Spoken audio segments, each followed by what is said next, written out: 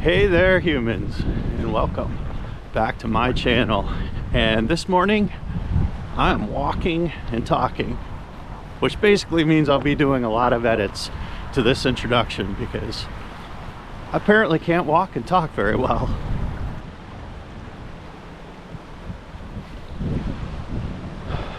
I initially didn't intend to make a video today, and then as I was getting ready I realized it's pretty much 1 month to the day since my last video, and the last time I was out it got down to negative 20 degrees in the wind chill, and today it's going to be in the low 60s, and I'm geographically pretty close to where I was on the negative 20 degree day.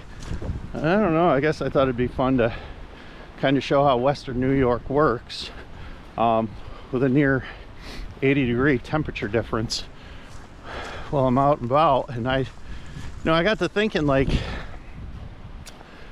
I don't always acknowledge that most of the rest of the world doesn't use our measurement systems, like, you know, miles and Fahrenheit and hot dogs and bald eagles. So I decided to put in perspective that negative 20. I for once did my research, and turns out in Canada negative 20 is 3 ice hockey rinks. Not sure if that's stacked or side by side, but you know, I'll give Canada the silver medal for the next best unit of measurement in the world. Apparently negative 20 in most of Europe would just be called the apocalypse, and the amount of complaining about the weather on social media would at least double there. And oddly enough, in Russia it's just called shorts and t-shirt weather. Good opportunity to take your family out for a picnic for 4 minutes of daylight. So anyways, I didn't do this video simply to show my or highlight my ignorance of how the world works. I thought it'd be a good time to talk about mud season. And so basically mud season is, you know, usually considered spring, but here in Western New York, like, even though it's going to be 60 today, we could still get 10 feet of snow before summer actually hits. So it's really any time everything kind of thaws out, and like where we get a ton of snow, obviously all that snow turns into water, makes everything pretty wet. Some areas it might not be snow melt, it might just be a lot of spring rain. But the reason why mud season is important to acknowledge is because it can be a really susceptible time for trails. A lot of trails aren't really good at shedding water, so you get a lot of standing water or a lot of mud. And I picked this trail specifically because for the most part it has really good drainage. It's a well-established trail. It's very wide. They've put stone down in places where standing water is a problem. So you just don't want to destroy your trail systems by hiking through them in thick, heavy mud. The other problem is people tend to avoid the standing water or the thicker mud, and they just make the trail wider and wider and wider. So most trail systems have some sort of website, or the area they're in has a website. You can look it up, and they'll ask you to either stay off the trails or give you alternatives to go on. And like, even like the high peaks in the Adirondacks during mud season, they don't want you on certain trails, and they ask you not to go above a certain elevation because it's so damaging to the trails and the flora in that area.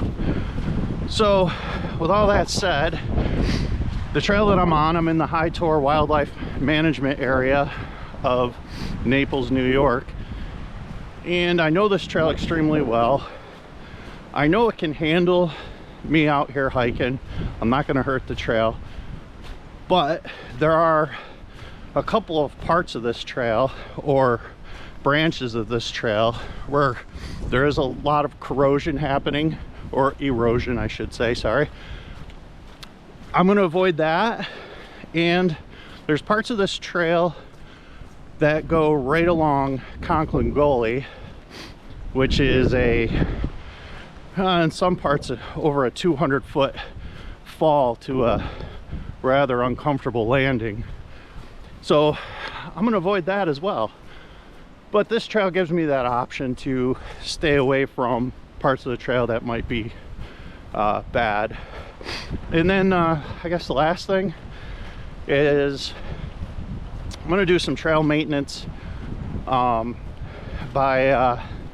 picking up trash along the way. I got a small garbage bag with me, and I'll be looking for trash, because when the snow melts in this area, it's a good time to look for the trash that's been accumulating. And there's one thing you can guarantee on these popular trails, is that people are going to leave behind garbage. So all right, that's really about it. I guess the last thing I'll say is one of the reasons I wanted to be out here is the climbing. Holy cow, I really started to trail off with my comments there. I don't know how I'm going to edit that and not make it look like I'm a complete idiot, but one thing I want to say about today's hike, I can't replicate the Adirondack high peaks where I live. It's pretty much impossible. But this particular hike has some pretty solid elevation. It's probably the most elevation anywhere near or close to me. So doing the hike the way I'm going to do it, go up one side of the hill, down the other, back up and over, gives me a little over 2,000 feet of elevation gain, which, considering where I live, that's pretty darn good to do in about, I don't know, a 10 to 12 mile hike. You know, I only have to be out here 4 or 5 hours to do that, and it's only like a 30-minute drive from my house. So yeah, this kind of ticks all the boxes, I guess I should say. All right, let's go get it.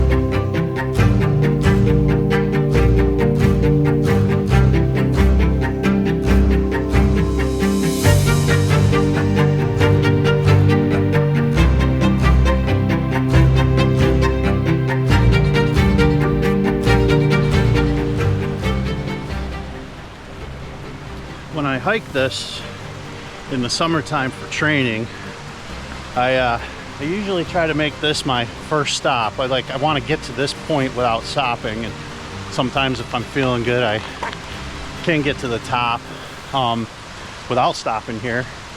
But it's just, you know, just a little mile point to keep track of my progress. If I can't get to here without stopping, then my training probably isn't where I want it to be. Today was a little different. There's a lot of stopping with recording. I had to shed a layer, and I'm already regretting wearing my hiking pants, and I didn't bring shorts. So probably the whole rest of the day I'm going to be miserable that I didn't wear my shorts.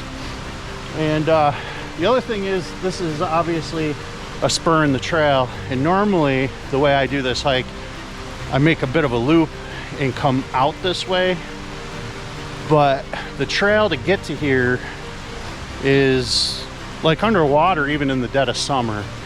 So I probably won't do that. I'll probably just go up over the hill, back up, and just avoid a lot of the parts of the trail that I know are just going to be an absolute mess. And like I said in the beginning, avoiding areas where I can only, you know, hurt the trail. We're going to do that. So yeah, I would say in the grand scheme of this trail, this might be the quarter part, maybe quarter of the way through the trail, maybe a little less, not sure, but we're doing great. It's a beautiful day. I know back home in Rochester it's raining right now, so you know, that's, you know, living around the Great Lakes means the weather's different, and you only got to go, you know, half an hour, 40 minutes away to get away from it. All right, humans, we're gonna get right back at it. We're doing good.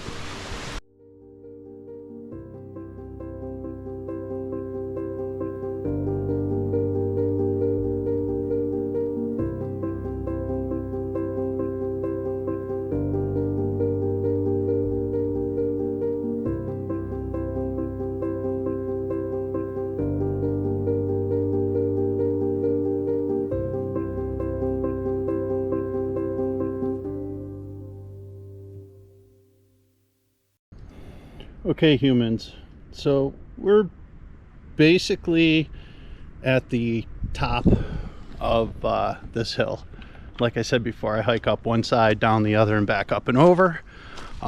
So yeah, we've got a little over 1,000 foot of elevation gain in 2.5 miles, and about a mile of that is flat, and then it pretty much is 1.5 miles of straight up. So any of you who have hiked up hills or keep track of elevation gain know that, you know, 1,000 feet in 1.5 miles is, it's a pretty good climb. It's really like going up a staircase, but it is a gorgeous day. It is almost a little too warm. It's probably been 4 months since I've hiked in weather this warm, and feel it a little bit.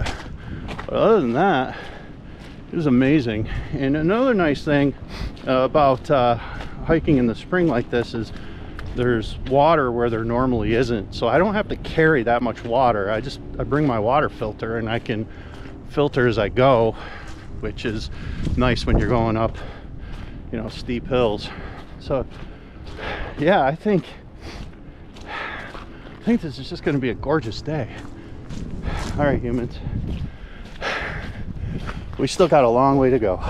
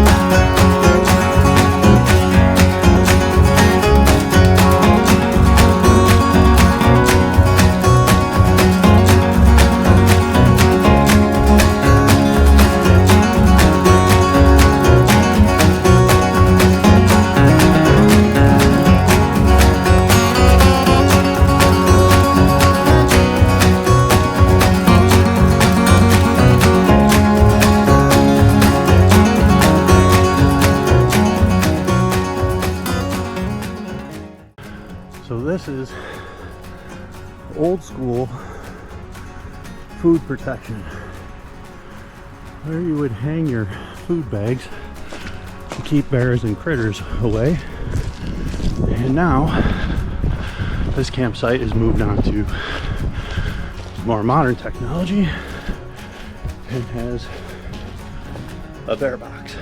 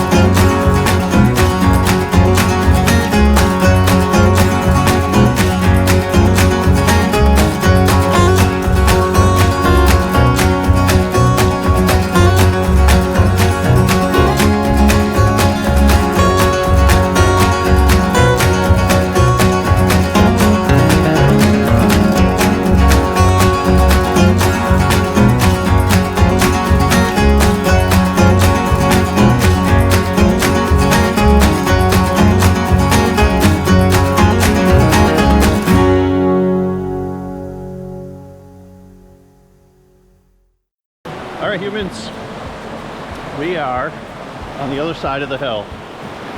The hill at the peak is roughly 1900 feet, and you don't start at zero, so get a little over 1,000 feet going up one way. On the other side of the hill, there is a parking area here, so if you wanted to start here instead, or just hike kind of this part of the hill, that is an option. And this is where I normally stop and grab a snack and refill my water, although this little river here is not normally this high up. Actually, it's usually just a real simple rock hop to get across. So basically, I'm just gonna have a cookie, drink some water. Probably won't filter more water right here because there's cleaner water up the way. And like, you're not real familiar with filtering water. Like, if you don't have to filter in real dirty, sooty water, you don't, because it'll clog up your filter if you have cleaner water options. But yeah, we're doing good.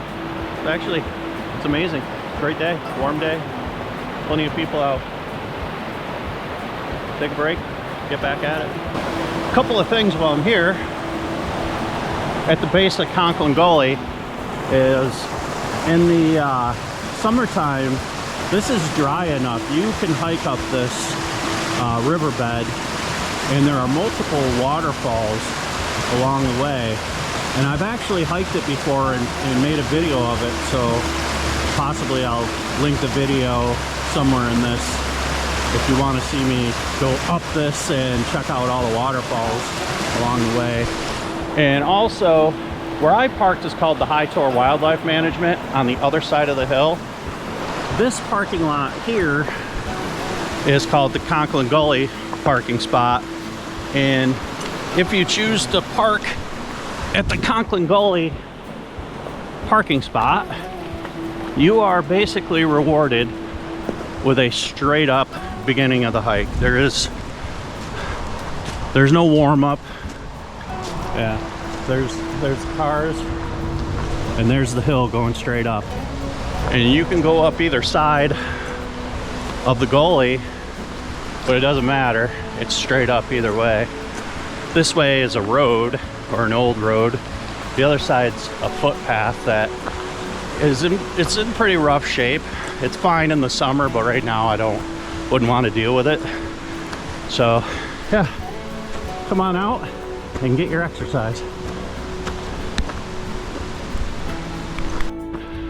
We are still climbing the Gully Road, and if you come out here, this is a good test of where you're at physically. If you can go from the parking lot to the top, the very top, without stopping, you're in pretty good shape, I'll tell you that. I am missing my shorts terribly. It is hot out.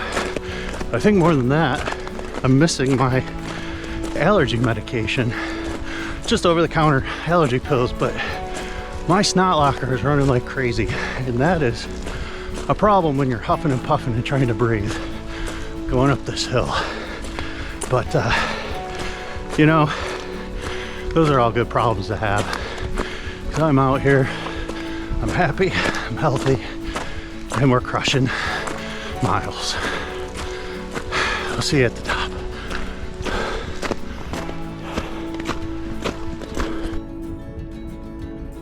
Okay, humans, so we're basically back to the peak of the hill, and as you can see from the GPS, we have gone a little over 2,000 miles, or 2,000 miles, 2,000 feet of elevation gain in a little over 7 miles in about 3.5 hours.